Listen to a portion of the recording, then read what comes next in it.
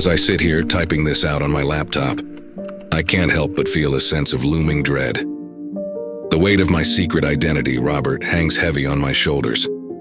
It is a name I have adopted to protect my true self from the prying eyes of those who may seek to expose me. Robert stands for Rogue Online Brokerage Electronic Reconnaissance Technician. I know it's a mouthful, but that's how us ultra-nerds operate. You see, I am not just an ordinary individual. I am a computer IT hacker wizard, a master of the digital realm, a ghost in the matrix, if you will. My skills have been sought after by various three-letter agencies across the globe, and as a result, my digital fingerprints have been left behind on numerous government systems. It was on an ordinary day, much like any other, that my life took an unexpected turn. I found myself sitting in an internet cafe, engrossed in my work, when a mysterious figure approached me. This man, who seemed to know more about me than I was comfortable with, offered me a job. The shock was immediate and profound. My operational security had always been impenetrable, or so I believed. Yet here was this man, casually dropping my name, hinting at intimate details of my life. It was as if my layers of digital fortifications were made of paper, easily torn through by their relentless probing. The reality that someone had broken so effortlessly through my defenses was not only terrifying but also deeply unsettling. However, it was not a simple proposition. No, this man held a folder filled with incriminating evidence, a collection of dirt that could ruin my life in an instant. The stakes were clear: accept the job or face a lifetime in prison. The folder contained enough to ensure my permanent removal from society, a dire consequence that left me with no choice. The man's words left no room for negotiation. Cornered with the weight of potential imprisonment for life hanging over me, I reluctantly agreed to the job. As soon as the decision left my lips, I felt a sudden, sharp pain in my neck. Everything went black. The next thing I knew, I woke up in the back of a car, disoriented and unsure of my surroundings. My head throbbed and a fog clouded my thoughts. The hum of the engine and the rhythmic bumps of the road were the only sounds, creating an eerie sense of isolation.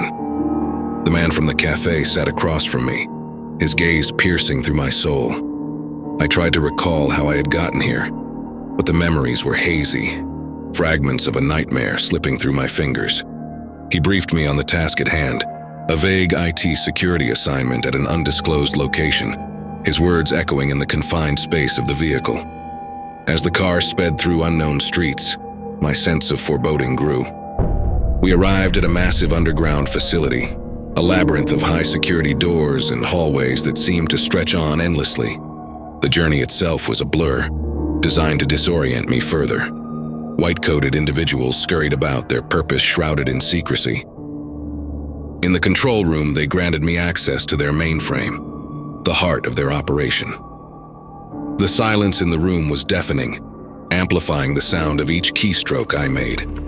I worked diligently, my fingers dancing across the keyboard, hoping to complete the task and escape this place as swiftly as possible. But curiosity got the better of me. Despite the clear danger and the urgency of my mission, I couldn't resist the temptation to explore further. The tension was unbearable. Every creak of the floorboards, every distant echo sent my heart racing. It was a reckless impulse, driven by a desperate need to understand the depths of the web I had been caught in. With a stroke of luck, I managed to crack the security code for a nearby door. I waited for the right moment, watching the guard's movements through the reflection in a polished steel panel. Timing was everything. As one guard rounded a corner and the other turned his back, I slid from my seat, blending into the shadows. My heart pounded as I approached the door, fingers working swiftly on the keypad. The soft beep of the unlocking mechanism was barely audible, drowned out by the hum of the facility's machinery.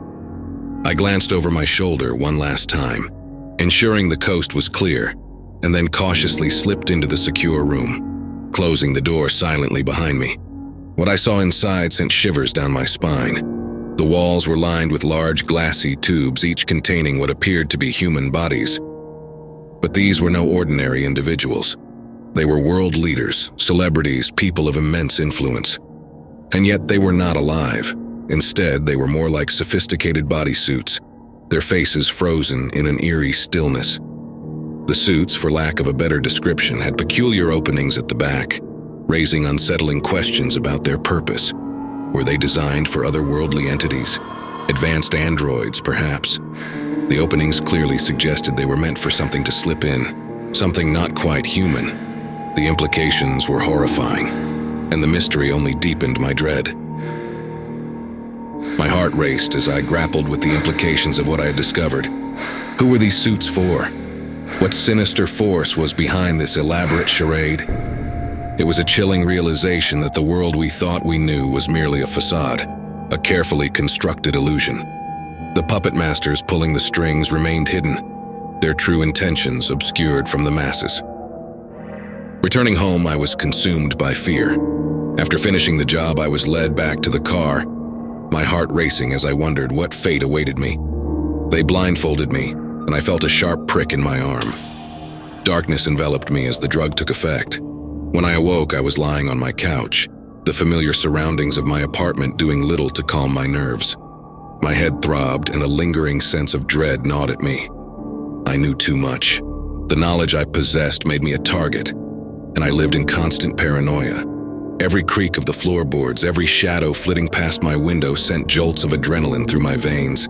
I could feel the invisible eyes watching me, waiting for the right moment to strike.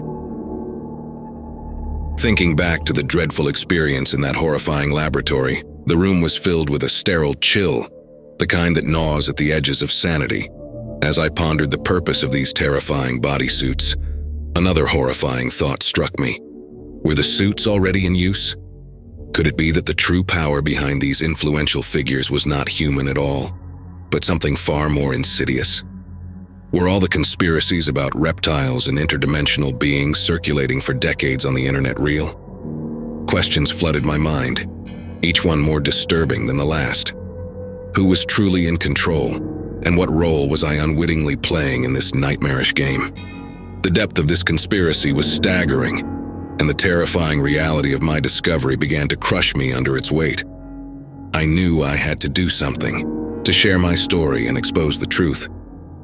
So I turned to the dark web, also referred to as the deep web, a hidden corner of the internet where secrets are whispered and revelations are made. There, on a forum known for whistleblowers, shrouded in anonymity, I poured out my tale, hoping that someone out there would stumble upon it and understand the gravity of what I had uncovered. The world we live in is a strange and mysterious place, dear reader. It is a place where shadows dance and secrets lurk in every corner. We are not alone in this vast universe of ours, and we are certainly not in control. The puppet masters, the ones who hold the strings, they know that I know. And as I sit here, typing these words, I'm pretty sure they are watching my house and getting ready to enter and finish off the witness who had a glimpse into a terrifying reality. I hope whoever finds this can share it around the net. Here they come. I can hear subtle noises outside my door.